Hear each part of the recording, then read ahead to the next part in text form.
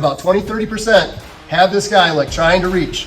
We should be guarding, protecting, using our open guard, getting good C grips until we're ready to submit.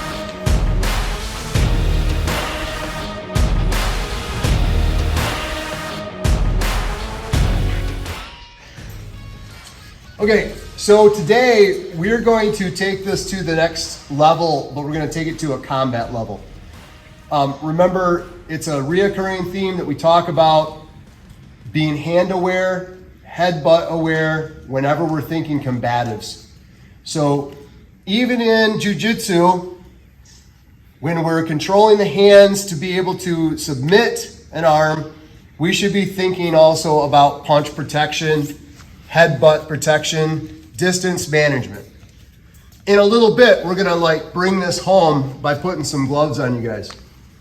And the top person is gonna be allowed to reach out and touch the head, punch in the chest, the sides. I'll describe at what level of force we're gonna do that, but the point is that it's really meant to let you know, oh, he got in.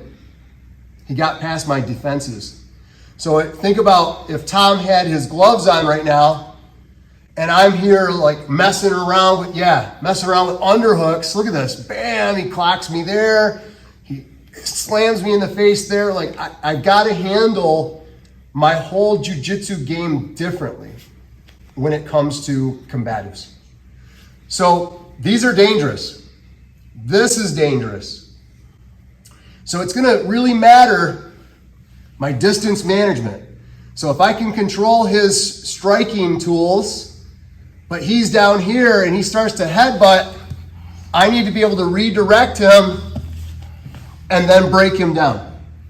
If I let go of this arm, I need to make sure that my elbow and my forearm is standing by to help defend.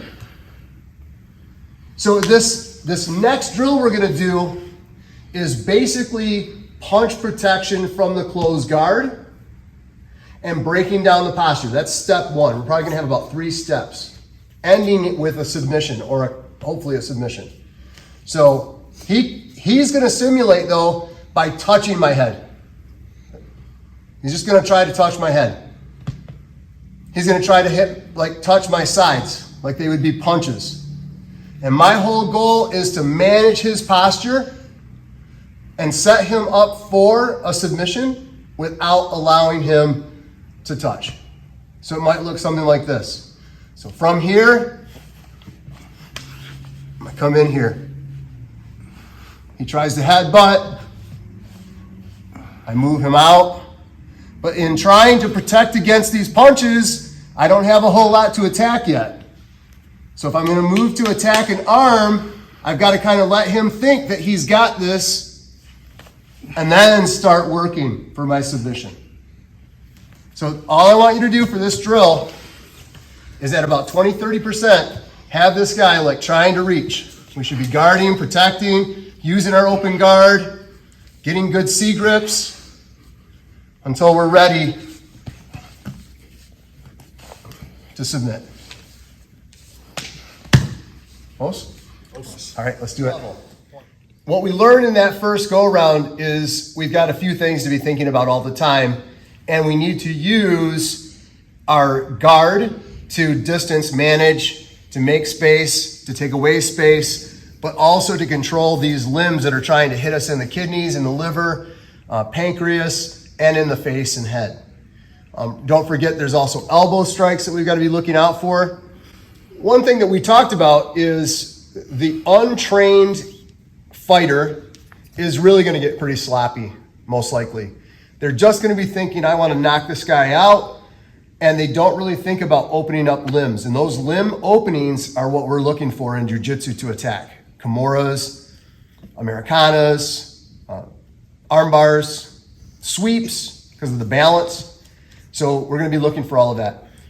But before we put the gloves on, one other point that I wanted to make here is we can chase these guys. They're kind of like chasing sparks, right? You can either trying to keep catching the little fires and put those fires out, or we can use jiu-jitsu principles that will kind of put a shield around us to help defend 80%.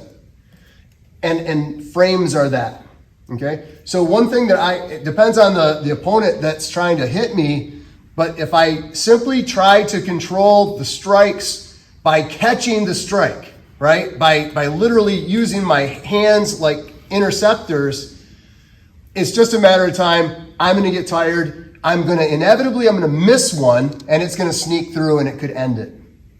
Break my nose, knock me out, bust my face, knock out a tooth, whatever.